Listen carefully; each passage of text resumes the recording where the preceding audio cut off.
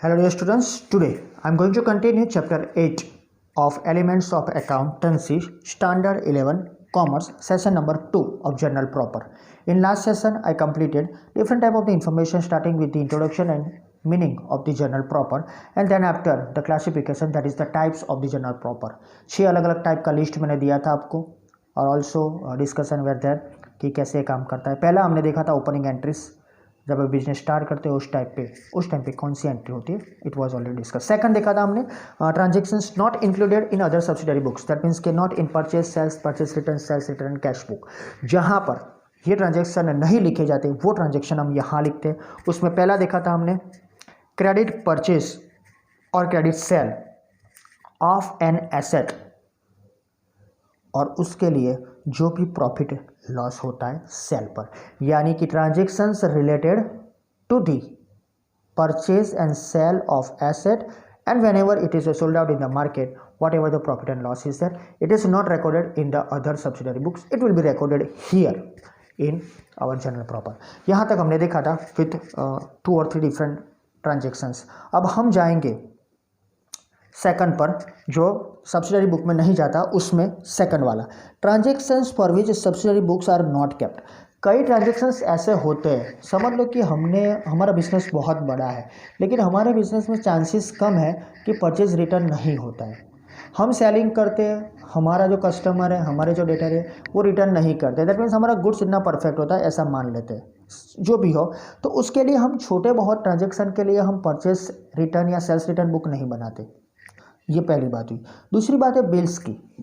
वो हमारी सिलेबस में एक सेपरेट चैप्टर है पार्ट 2 में, उसमें बिल्स का इन्फॉर्मेशन आएगा ही। लेकिन कभी कभी जो क्रेडिट ट्रांजेक्शन्स होते हैं उसके हिसाब से whenever you are selling the goods to the debtor, उस टाइम पे आप एक बिल लिख के देते हो, that is called bills receivable. और वैसे ही जब आप क्रेडिट पर गुड्स परचेस करते हो तब आपका क्रेडिट आपको एक बिल लिख के देता है, that is called bills payable. तो ये बहुत नहीं होता है, साल में 1-2 बार होता है, तो उसके लिए हम अलग से बुक नहीं बनाते हैं, बिल्स रिसीवेबल बुक या बिल्स पेएबल बुक। तो वो ट्रांजेक्शन, तो ये सब मिला के एक ट्रांजेक्शन ऐसा आता है कि जो पर्टिकुलर सब्सिडरी बुक में ना लिखा जाता हो, राइट। तो you can utilise journal proper for that. So here many times when the proportion of a certain type of transactions are or is very less, a separate subsidiary book is not kept for them. Such transactions are recorded in journal proper. तो कई transaction ऐसे होते हैं, इसके लिए separate आपको book बनाने की जरूरत नहीं होती। For example, all traders do not keep subsidiary books for recording transactions of bills. मैंने आपको बोला in such a situation transactions of bill are recorded in JP, journal proper में लिखते हैं। और also at times some traders do not keep return books, that is purchase returns books and sales return books. So in such a situation transaction of purchase return and sales returns are also recorded in journal proper. तो bills और journal bills receivable payable और purchase return sales return के transaction भी हम separate book में नहीं लिखते, तो इसको जर्नल प्रॉपर में लिखा जाता है। तो ये कब क्रिएट होगा बनाने का और कब आपको बनाना पड़ेगा, when you are preparing the subsidiary books. जब आप सब्सिडरी बुक बनाते हो तभी ये प्रॉब्लम होगा, वरना आप सीधा जर्नल ही बनाते हो, उसके ऊपर से ही आप सीधा उसको एंट्री में ले लेते हो, राइट, उसको मेन बुक में डाल देते हो, पोस्टिंग करते हो, तो कोई प्रॉब्लम नहीं है। लेकिन अगर आप सब्सिडरी बुक बनाते हो और उसमें आपने परचेज सेल्स रिटर्न नहीं बनाया, बिल्स रिसीवेबल पेएबल बुक नहीं बनाया, तो फिर जर्नल प्रॉपर बनाना जरूरी है। और एसेट के लिए भी आप बनाना है क्योंकि क्रेडिट ट्रांजेक्शन आते हैं उसके। सो यहाँ पर हम डिटेल के तौर पर एक इल्यूस्ट्रेशन लेते हैं, दैट इज इल्यूस्ट्रेशन नंबर 1। इसको आपको लिखना है अपनी बुक में, डोंट फॉरगेट। इसके लिए जो भी एग्जांपल्स रिलेटेड है वो हम लास्ट में देखेंगे, यहाँ सीक्वेंस में ही हम जा रहे हैं क्योंकि यहाँ कनेक्शन में कुछ नहीं है कैश बुक की तरह, that is why. Let's start with illustration number 1। Yuvraj does not maintain separate subsidiary books for the bills receivable, bills payable, purchase return and sales return. Pass entries of the following transactions in the journal proper. Information दी है तो हम सीधा बना देते हैं। पहला, a bill of ₹8,000 drawn on debtor Mayur for collection of dues from him which he accepted and return it to us. इसका एक पर्टिकुलर थियरी है, राइट, कि बिल्स का क्या करना चाहिए। तो जब भी हम गुड्स क्रेडिट पर बेचते हैं, साथ में हम एक बिल बेचते हैं, वो जो पर्टिकुलर डेटर है वो एक्सेप्ट करके हमको रिटर्न करता है। याद रखना, ये पीछे भी आएगा, सिलेबस में है, यानी कि हमने गुड्स उसको क्रेडिट पर बेचे हैं वो गुड्स एक्सेप्ट करता है, साथ में बिल भी एक्सेप्ट करता है। बिल के अंदर जो भी इन्फॉर्मेशन दी है कि this particular amount will be paid by me, यानी डेटर वो अमाउंट पे करेगा within 90 days, within 30 days, तो उसके ऊपर वो साइन करके हमें वापस भेजता है, राइट। तो ये श्योरिटी है हमारे लिए। सो क्या होगा, मयूर को कलेक्शन के लिए हमने बिल भेजा dues from him which he accepted and return to us, तो वो उसने साइन करके हमको वापस दिया। उसकी जर्नल एंट्री क्या आएगी आपके सामने ही है नीचे। Let's start with the format journal proper of Shri Yuvraj, date, particulars, LF, debit, credit. ये तो बहुत सिंपल है ना, शायद आप कैश बुक बना बना के थक गए होंगे, right. Let's move to the once again journal, right. तो पहली एंट्री है उसकी, bills receivable always debited because it is connected और कलेक्ट डायरेक्टली अमाउंट कलेक्शन, उसको हम डेबिट करेंगे, राइट। तो bills receivables account debited 8000 to Mayur is a giver 8000। याद रखो वो भी आपने अपने 46 जो हमारे अलग अलग टर्मिनोलॉजी से उसमें देखा था बिल्स रिसीवेबल क्या है, रिसीवेबल्स क्या है, उसके पीछे जो बिल लिए जाते हैं वो, यानी कि हमें पैसे लेने हैं, it will become in future. So at present bills receivables are one type of the current assets. Assets are always debited, like that current assets are debited. So that's why we are debited 8000. Who is returning us? Mayur. Mayur ने accept किया और हमको वापस किया, तो to Mayur account 8000, that's all. Being bill of rupees 8000 accepted by Mayur, ये clear हो गया कि वो पैसे देगा। Next one, we accepted a bill, यहाँ हमने एक्सेप्ट किया यानी हमने गुड्स परचेज किया होंगे, keep in mind. We accepted a bill of rupees 5000 drawn by Ketan, यहाँ केतन ने 5000 के बिल हमारे ऊपर लिखे थे। इन शॉर्ट हमने उनसे गुड परचेस किए थे, हमारे नाम के बिल उसने फाड़े हैं, right. That is the thing, simple thing है, यानी कि हम बोलते हैं ना कि बिल मोकलाई दे जो फाड़ी ने, दैट इज़ द थिंग। तो हमने उसको एक्सेप्ट कर लिया, that is in the sense. So we accepted a bill of rupees 5000 drawn by Ketan against in his debt of rupees 7000, so which we accepted and return to him. तो यहाँ keep in mind हमने उनसे गुड़ जो भी लेने थे वो तो ले लिए 7000 के, लेकिन बिल उसने हमको दिया है 5000 का, हमने एक्सेप्ट करके उसको वापस कर दिया, यानी हमारे लिए तो बिल्स पेमेंट हो गया, राइट। वो तो क्लियर होगा, bill payment that is current liability, that's why it is credited. लेकिन वापस लेनार कौन छे, वापस लेने के लिए जो लिखने वाला है वही होगा Ketan, right. Keep in mind Lennard व्यक्ति केतन छे, तो Ketan is the receiver of the bill. Entries here, Ketan is receiver of bill, तो केतन अकाउंट डेबिटेड 5000। सी हमने अमाउंट परचेज किया था टोटल 7000 का, डेट हमारा पेमेंट उसके साथ है 7000 का, लेकिन बिल हमें 5000 के मिली है, तो 5 का हमने एक्सेप्ट किया और वापस किया to bills payment payable, that is that. Being bill of rupees 5000 drawn by Ketan accepted by us, और वी एक्सेप्ट एंड रिटर्न। तीसरा, the bill accepted by Mayur was dishonoured on maturity date. जो 8000 रुपये बिल्स रिसीवेबल के तौर पर हमको मयूर से लेने थे, तो मयूर के जो बिल्स रिसीवेबल थे मयूर देने वाला था थ्रू द बैंक, वो कलेक्शन के टाइम पर डिसऑनर्ड हो गए मैच्योरिटी डेट पर। Maturity date 30 days, 60 days, 90 days की होती है, तो वो पैसे उसके खाते में नहीं थे, तो बिल्स हमारे डिसऑनर्ड हो गए। तो as you know that one dishonoured होता है तो क्या करता है, रिवर्स और अपोजिट एंट्री देनी पड़ती है हमें। तो जो हमने ऊपर एंट्री दी थी ये वाली, उसको अपोजिट कर दो, यही क्लियर रखो। Let's see, Mayur is the receiver, बाकी हम इसको बिल वापस करेंगे, तो Mayur account debited with 8000 to bills receivable account 8000, क्योंकि इसकी कोई वैल्यू रही नहीं, अब ये पैसे तो हमें मिले नहीं है। फिर से वो नए बिल देगा तब फिर से यही सेम एंट्री आएगी, लेकिन अभी के लिए उसको हमने रिवर्स कर दिया। Being bill receivable of rupees 8000 dishonoured by Mayur. Next one, fourth one, return goods of rupees 4000 to Chetan. This goods were purchase before 10 days on 3 months credit. तो हमने चेतन से गुड परचेज किए थे 3 मंथ के क्रेडिट के तौर पर, लेकिन कोई ना कोई रीज़न से हमने गुड्स रिटर्न कर दिए चेतन को, यानी परचेज किए हुए गुड्स रिटर्न हो रहे हैं, purchase return, goods goes out हो रहे हैं, सेल्स नहीं है, परचेज रिटर्न है। Who are the receiver of the good, means who is the receiver of the good, Chetan. Here it is, Chetan account debited 4000 to purchase return account 4000, being goods of rupees 4000 return to Chetan. Reason हमको नहीं दिया है, लेकिन as you know that one goods goes out sales कहा जाता है, लेकिन यहाँ पर हमें गुड्स रिटर्न किए तो नेम इज परचेज रिटर्न।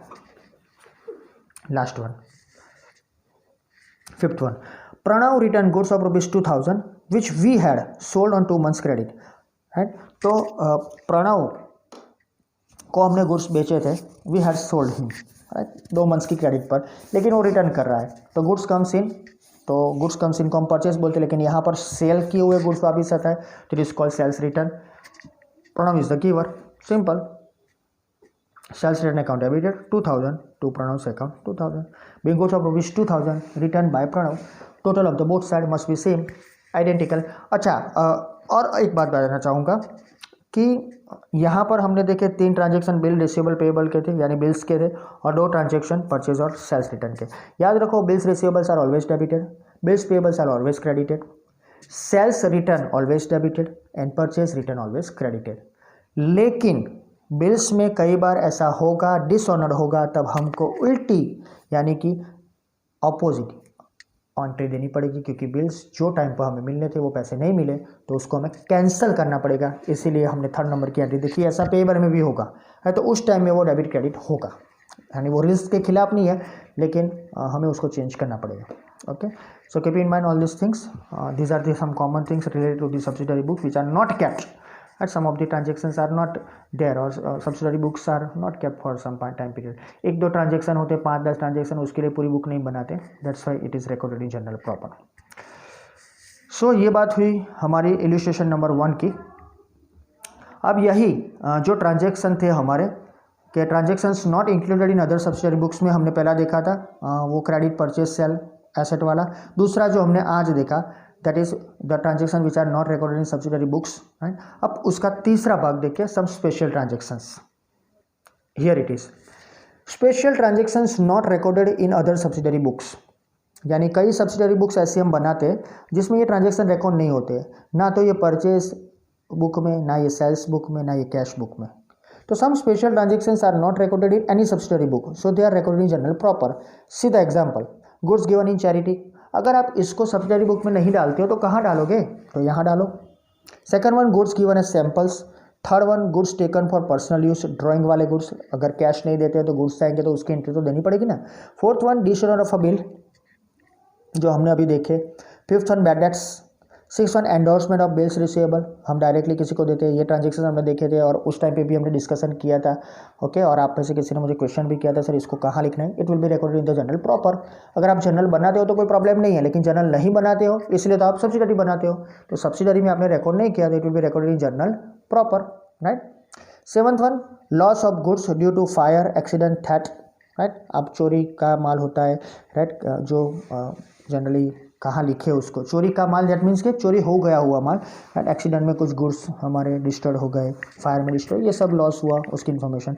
और लास्ट में डेप्रिशिएशन. तो ये सब जो 8 के नाम बताए मैंने आपको, different of the 8 transactions are there which are not recorded in the subsidiary books due to some reasons. कि इसमें कहीं भी कैश नहीं है तो कैश बुक में नहीं आएगा, बैंक थ्रू के ट्रांजेक्शन नहीं है तो बैंक नहीं आएगा, कहीं भी हमने परचेज सेल नहीं किया है तो परचेज सेल्स बुक में नहीं आया, कहीं गुड्स रिटर्न नहीं हो रहे तो PRSR में भी नहीं आएगा.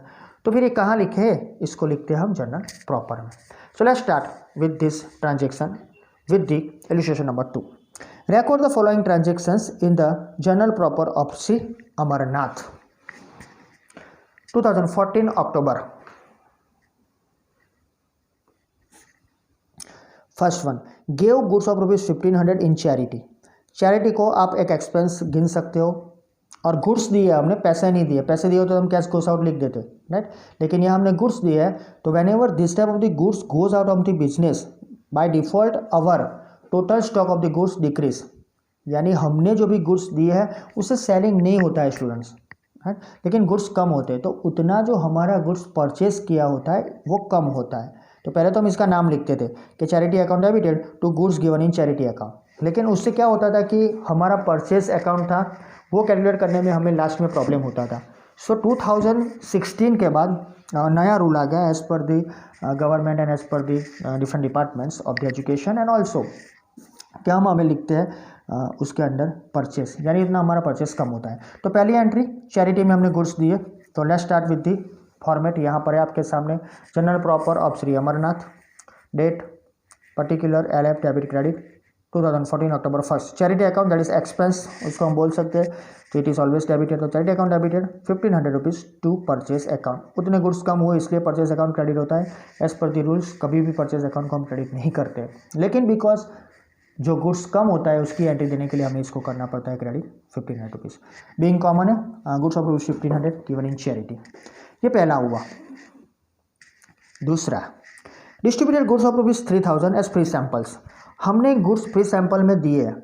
चलो हमको अगर गुड्स फ्री सैंपल में मिलते हैं तो नॉन इकोनॉमिक ट्रांजेक्शन लिख देते हैं, लेकिन ये तो हमने गुड्स फ्री सैंपल में दिए, यानी by default it is known as advertisement, right. तो लेट्स सी, यहाँ कोई पैसा नहीं जा रहा है, सिर्फ गुड्स जा रहा है, so that's why it is coming under journal proper.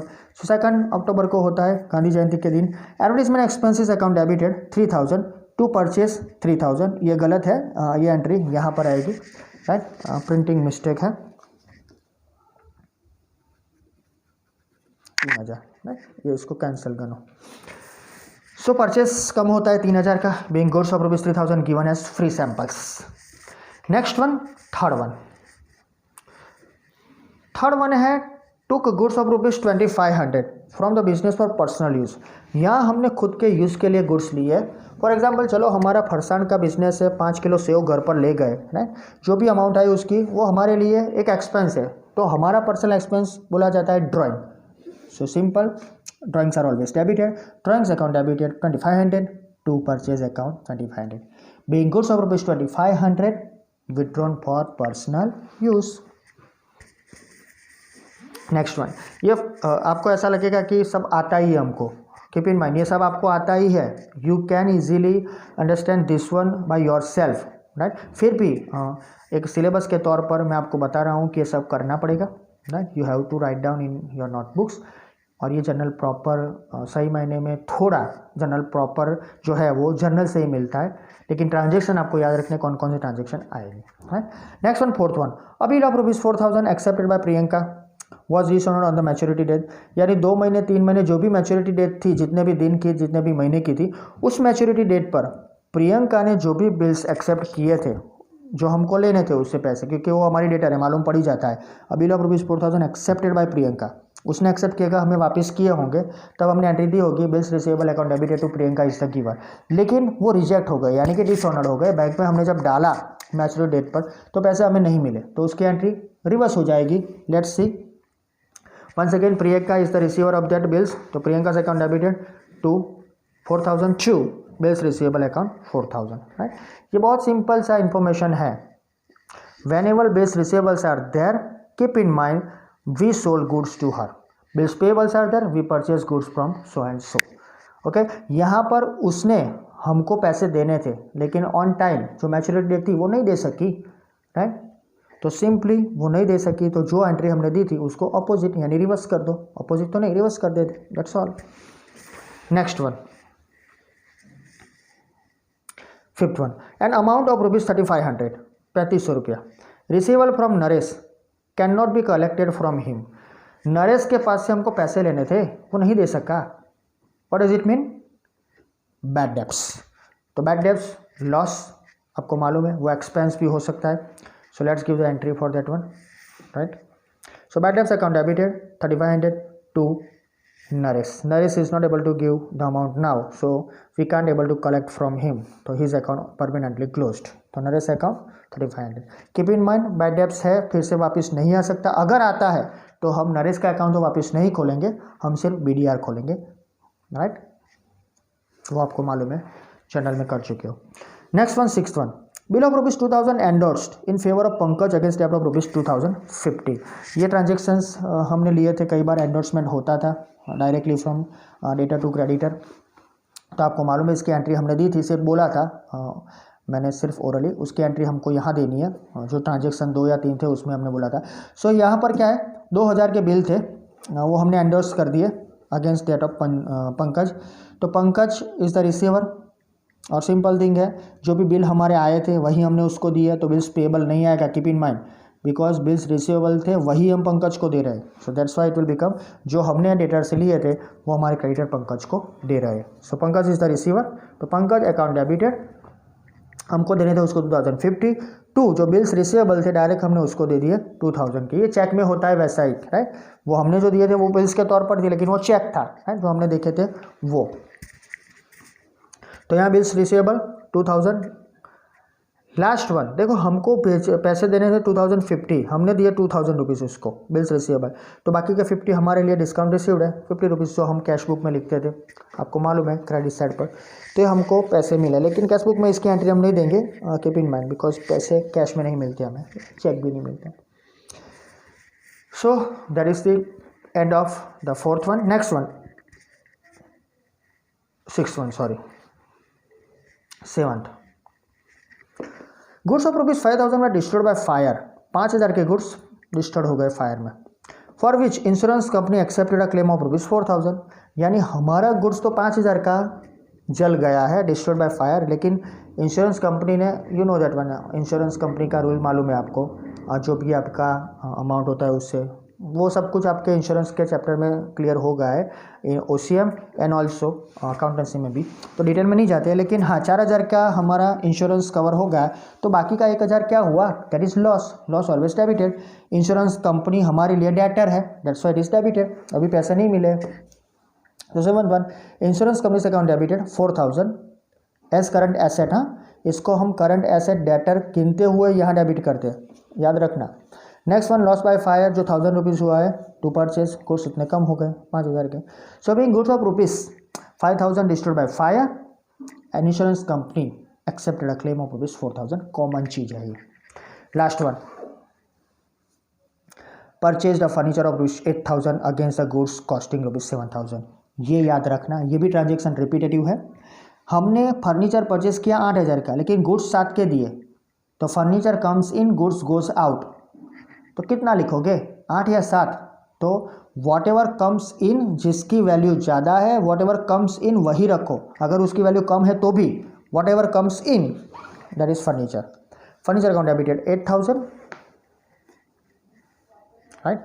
To, यहाँ परचेज मत लिखना, because we are giving goods, आगे के सब में हमने गुड्स नहीं दिए थे, इसीलिए हमने परचेज लिखा था, सिर्फ हमारा स्टॉक कम हुआ था, right, on paper, that's why the amount of purchase decreased, लेकिन यहाँ पर ऑफिशियली गुड्स जा रहा है, सो हमें सेल्स लिखना पड़ेगा।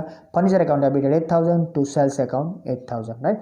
तो फिर गुड्स तो 7 के थे, तो हम 8 क्यों लिखते हैं, तो ये प्रश्न आपके दिमाग में आएगा, तो फिर से बोल देता हूँ, फर्नीचर हमने 8,000 का लिया, तो पेमेंट भले ही हम गुड्स हम भले 7 के करें, लेकिन जो अमाउंट है फर्नीचर का वो तो हम 8 पे कर रहे हैं ना, दैट इज समथिंग, सो उसकी जो वैल्यू सामने है उसके हिसाब से हमने 8 लिख दिया।